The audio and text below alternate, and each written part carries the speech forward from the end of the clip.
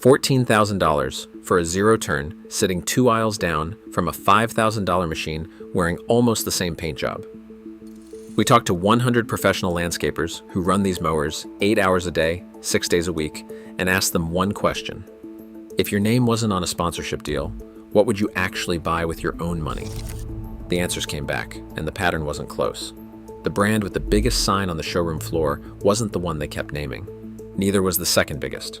This video breaks down the 3 tiers every zero-turn falls into: residential, prosumer, and commercial, and walks through what separates a mower that dies at 600 hours from one still cutting at 5,000.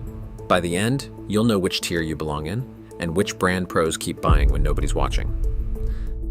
3 numbers actually decide which tier a zero-turn belongs in, and none of them show up on the sticker. Nobody at the counter is going to mention them either. First, the transaxle. Hydro Gear builds most of the hydrostatic drives on the market, and they ladder their products into tiers most buyers never notice. The EZT, the ZT2000, and the ZT2800 are sealed or lightly serviceable units built for machines under 1,000 hours.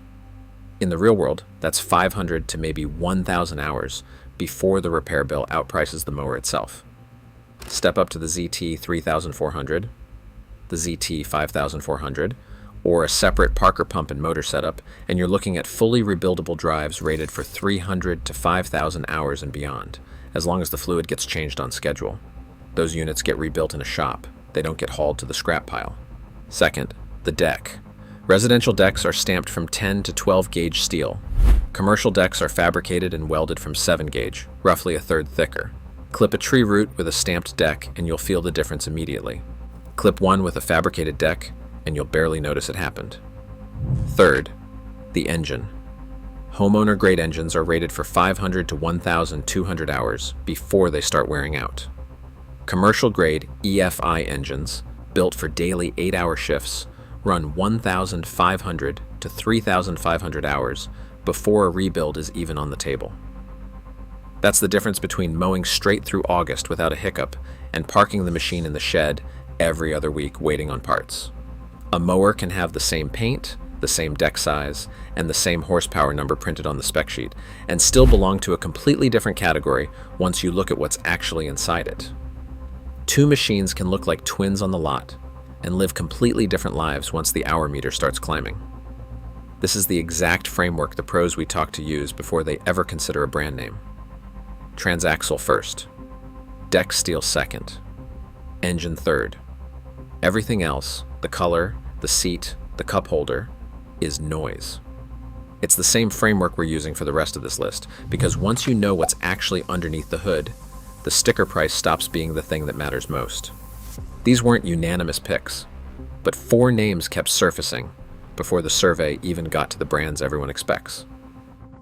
Gravely's ProTurn 600 is built in Wisconsin under Ariens, and it's a clean sheet redesign. The X-Factor deck is fabricated from 37 gauge steel and carries a lifetime warranty on the shell itself, paired with a suspension pod system and a Kawasaki FX 1000 EFI engine backed by a 5-year, 1,500-hour commercial warranty. For a fleet manager running the numbers across a dozen mowers, a lifetime deck guarantee changes the whole spreadsheet. Hustler Super Z earned its reputation on raw speed, hitting 15 miles an hour on the hyperdrive transmission with Kawasaki FX 1000 EFI engines and the VX4 deck running one of the smoothest hydrostatic systems on the market. A recent redesign pushed it out of decent commercial territory and into genuine contender status, and it shows up most often in the South and Southwest, where that top speed actually pays for itself across acres of open ground. On a small property, that speed is wasted. On 5 acres of open turf, it's hours back in your week. John Deere's Z900 series surprised more than a few landscapers we talked to. The older 900s didn't earn much respect, and plenty of pros wrote them off years ago. But Deere rebuilt the line, and the current EFI models run Kawasaki FX engines, separate pump and motor drives, and 7 Iron Pro decks, backed by the largest commercial dealer network in the country. If your operation already runs Deere equipment on the agriculture side or the truck side, the service relationship alone can close the deal. That's not a spec advantage, that's a convenience advantage, and pros pay for convenience too. Ferris built its name on suspension, and the ISX 3300 backs that up with a 4-link independent front end and dual hydrogear ZT 5400 transaxles, the only mainstream commercial mower at this price point, running true 5400 class drives. Pair it with a Kawasaki FX 1000 or a Vanguard Big Block EFI with oil guard, and you get a ride. One veteran operator called the most comfortable zero-turn he's owned in his entire career. On rough, uneven ground, that suspension isn't a luxury, it's the difference between finishing a route fresh and finishing it wrecked. None of these 4 are headline names. None of them dominate the commercials during the football game. But each one earned a real spot on serious properties. And each came up again once the sponsorship money stopped talking.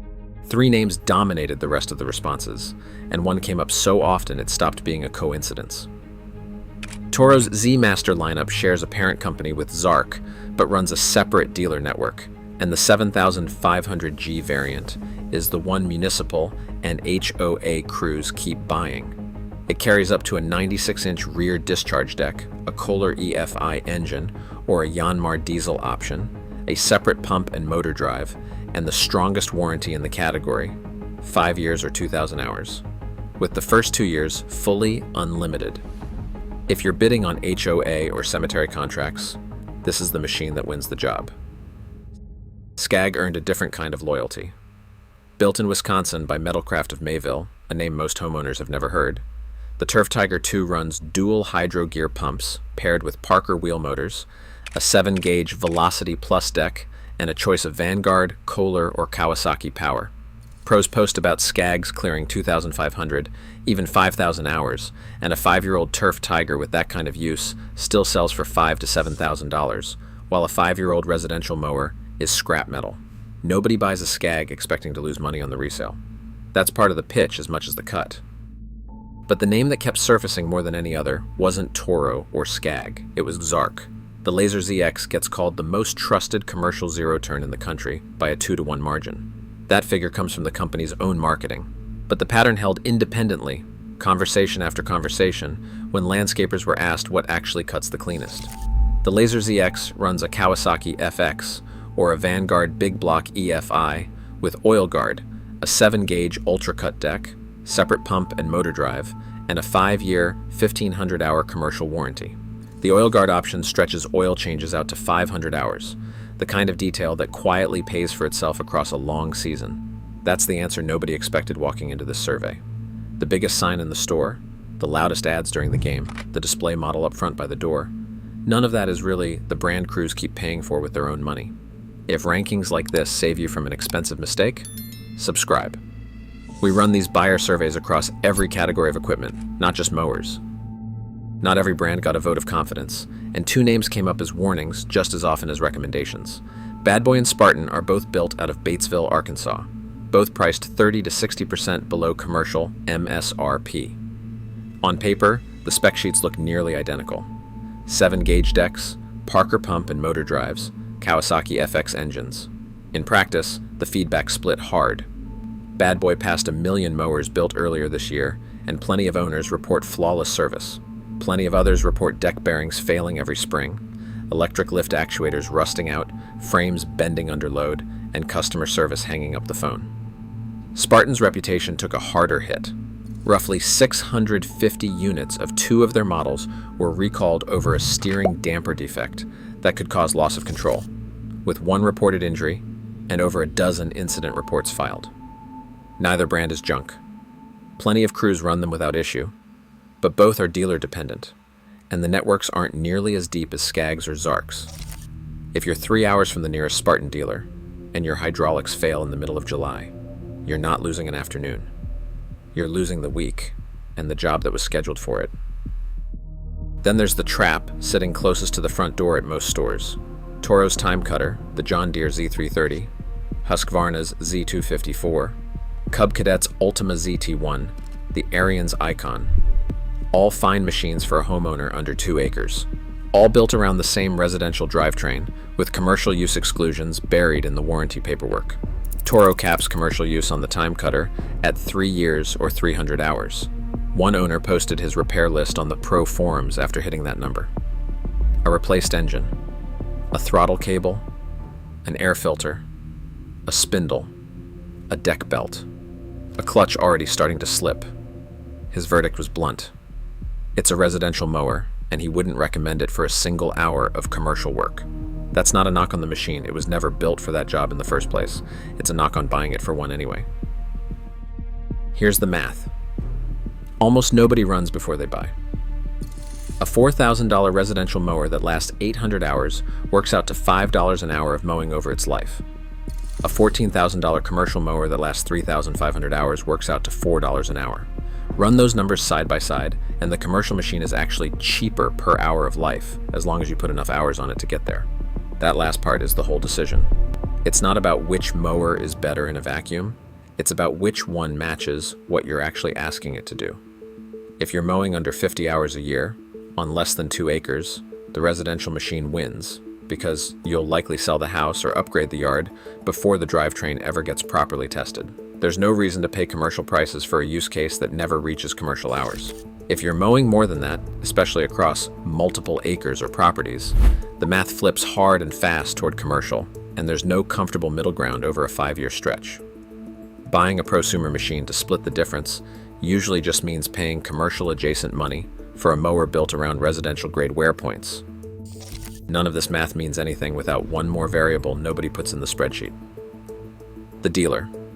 The best mower in the country is just expensive lawn art if there's no parts and service within driving distance. A Skag or a Zark with a thin dealer network 3 states away does you no good when a hydraulic line blows in the middle of a job in July. The mower doesn't care how good its own reputation is when it's sitting broken in your driveway. Before you fall in love with the spec sheet, check who actually services that brand in your zip code, how fast they can get parts, and whether they have loaners while your machine sits in the shop waiting on a part that might take 2 weeks. That single factor, more than any recall, more than any repair list, more than any forum complaint, has ended more brand loyalty than anything else in this entire survey. A great mower with a bad dealer relationship turns into a mower you regret. A decent mower with a dealer who answers the phone on the first ring turns into the one you buy again next season, no matter what the spec sheet says on paper. 100 landscapers, 3 tiers, 1 clear answer. Residential for under 50 hours a year. Commercial for everything past that. Zark for cut quality. Skag for resale. Toro for HOA contracts. Gravely, Hustler, Ferris, and the rebuilt Deere lineup for everyone in between. Bad Boy and Spartan, fine machines, thinner safety net. The store floor sells brands. The pros buy real steel, and a dealer who answers the phone. Run your own hours, be honest about your acreage, and match the tier to the number, not the sign on the showroom floor. That's the whole list, and that's the surprise.